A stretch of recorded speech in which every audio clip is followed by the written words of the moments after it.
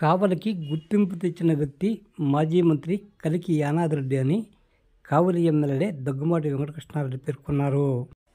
మాజీ మంత్రి కలికి యానాదిరెడ్డి 19వ వర్ధంతి సందర్భంగా ఉదయగిరి బ్రిడ్జ్ సెంటర్లో ఉన్న ఆయన విగ్రహానికి ఎమ్మెల్యే దగ్గుమాటి వెంకటకృష్ణారెడ్డి పూలమాల వేసి ఘనంగా నివాళులర్పించడం జరిగింది. అనంతరం ఎమ్మెల్యే దగ్గుమాటి వెంకటకృష్ణారెడ్డి మాట్లాడుతూ కావలి నుంచి అత్యధిక సార్లు ఎమ్మెల్యేగా గెలిచి మంత్రి అయింది కలికి యానాదిరెడ్డి అని ఆయన పేర్కొన్నారు. మాజీ మంత్రి కలికి యానాదిరెడ్డి కొట్టిపాటి కొండప్ప నాయుడు కేవలం ఎన్నికల సమయంలో మాత్రమే రాజకీయాలు చూసేవారని, ఆ తర్వాత అభివృద్ధి గురించే ఆలోచించేవారని వివరించారు. ఈ కార్యక్రమంలో పలువురు తెలుగుదేశం నేతలు పాల్గొన్నారు.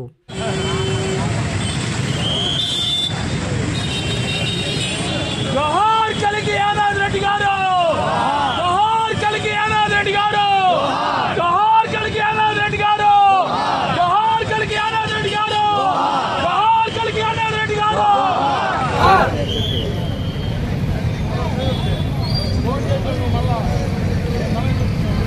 ఈరోజు కావలిని ఒక గుర్తింపు తెచ్చి 5 సార్లు ఎమ్మెల్యేగా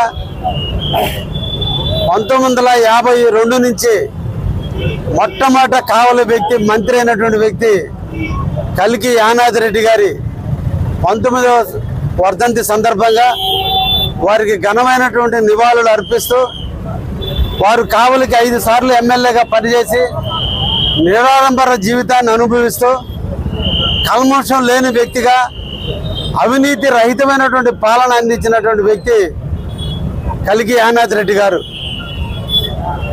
కీర్తిశేషులు గొట్టిపాటి కొండప్ప నాయుడు గారు, కీర్తిశేషులు కలికి యానాదిరెడ్డి గారు కావలి రాజకీయాల్లో ఒక ధృవతారలుగా వెలుగొందుతూ, రాజకీయాల టైంలోనే రాజకీయాలు చూస్తూ మిగతాటప్పుడు వ్యక్తిగత కక్షలకు ప్రాధాన్యతలు ఇవ్వకుండా కావలి అభివృద్ధి వైపే నడుం బిగించినటువంటి మహోన్నత వ్యక్తులు వాళ్ళిద్దరిని స్ఫూర్తిగా తీసుకొని వాళ్ళ యొక్క ఆలోచనలు మన అందరం కూడా అర్థం చేసుకోకుంటే స్నేహపూర్వమైన వాతావరణం, ప్రజలకి దగ్గరగా ఉండటం, అవినీతి రహితమైనటువంటి పాలన అందించడం, ప్రజలకు మెరుగైన సౌకర్యాలు కల్పించే విధంగా చేయటంలో వాళ్ళు తీసుకున్నటువంటి విధానాన్ని మనందరం కూడా పుణికిపుచ్చుకొని వారి ఆశయాలు ఏ విధంగా అయితే కావలి అభివృద్ధి కోసం కృషి చేశారో మనం కూడా అదే విధంగా ముందుకు నడవాలని కావలి నియోజకవర్గ నాయకులందరికీ కూడా తెలియజేస్తూ, వ్యక్తిగత కక్షల కంటే కూడా కావలి అభివృద్ధి ధ్యేయంగా పనిచేశారు వాళ్ళు. ముఖ్యంగా కావలి సమ్మర్ స్టోరేజ్ ట్యాంక్ తీర్చడంలో కానీ, ఈ ఉదయగిరి బ్రిడ్జిని ఏర్పాటు చేయడంలో కానీ, ఇంకా ఇతర వ్యవహారాల్లో యానాదిరెడ్డి గారు తనకంటూ ఒక ముద్రను వేసుకొని 19 సంవత్సరాల నాడు చనిపోయినప్పటికీ కూడా ఇప్పుడే కూడా ఏ ఒక్క నాయకుడిని కూడా కంపారిజన్ చేస్తున్నారంటే యానాదిరెడ్డి గారితో కంపారిజన్ చేస్తారు. ఆయన యానాదిరెడ్డి లాగా చేస్తున్నాడనో, యానాదిరెడ్డి లాగా మాట్లాడుతున్నాడనే ఒక ఆలోచన ఉంది అంటే ప్రజల్లో యానాదిరెడ్డి గారికి ఉన్నటువంటి ఆదరణ అంత గొప్పది. అటువంటి మహానుభావుడికి ఈరోజు ఆయన వర్ధంతి రోజున ఆయనకి నివాళులు అర్పించడం నిజంగా అందరూ కూడా బాధాకరమైనటువంటి పరిస్థితి అయినప్పటికీ కూడా జీవితంలో ఆయన ఆశయాలని అందరినీ కూడా త్యాగం చేసినటువంటి వ్యక్తి.